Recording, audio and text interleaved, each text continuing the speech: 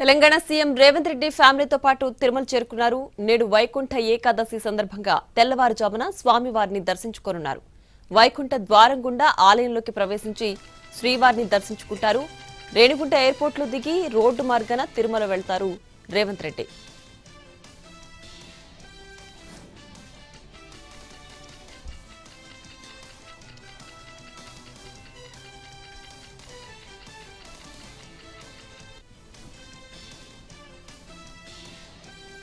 వైకుంఠ ఏకాదశి పర్వదినానికి యాదగిరిగుట్ట లక్ష్మీ నరసింహస్వామి ఆలయం ముస్తాబవుతోంది.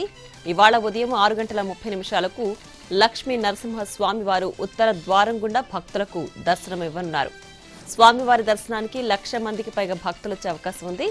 భక్తులకు ఇబ్బందులు కలగకుండా అన్ని ఏర్పాట్లు చేస్తున్నారు ఆలయ అధికారులు.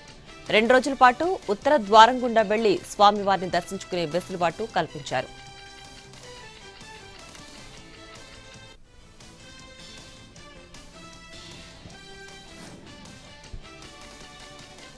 Palamuru Rangareddy lift irrigation scheme పై బీఆర్ఎస్ నేతలు అబద్దాలు మాట్లాడడం మానేయాలన్నారు మంత్రి ఉత్తమ్ కుమార్ రెడ్డి.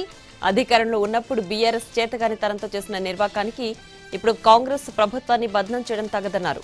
90 టీఎంసీల పాలమూరు రంగారెడ్డి ప్రాజెక్టు కోసం సీడబ్ల్యూసీకి డీపీఆర్ ఇవ్వడానికి నాటి బీఆర్ఎస్ ప్రభుత్వానికి 7 ఏళ్ల సమయం పట్టిందని ఎద్దేవా చేశారు. డీపీఆర్ సబ్మిట్ చేయకుండానే 20,000 కోట్ల రూపాయలు ఖర్చు చేశారని విమర్శించారు.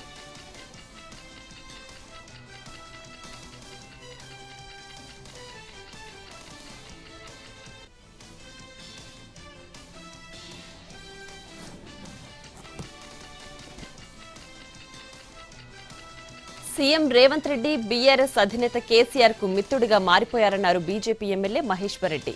ఇద్దరి మధ్య మ్యాచ్ ఫిక్సింగ్ జరిగిందని ఆరోపించారాయన. కాళేశ్వరం సహా ఇతర ప్రజా సమస్యలను డైవర్ట్ చేసేందుకు ప్రయత్నిస్తున్నారని మండిపడ్డారు మహేశ్వర్ రెడ్డి.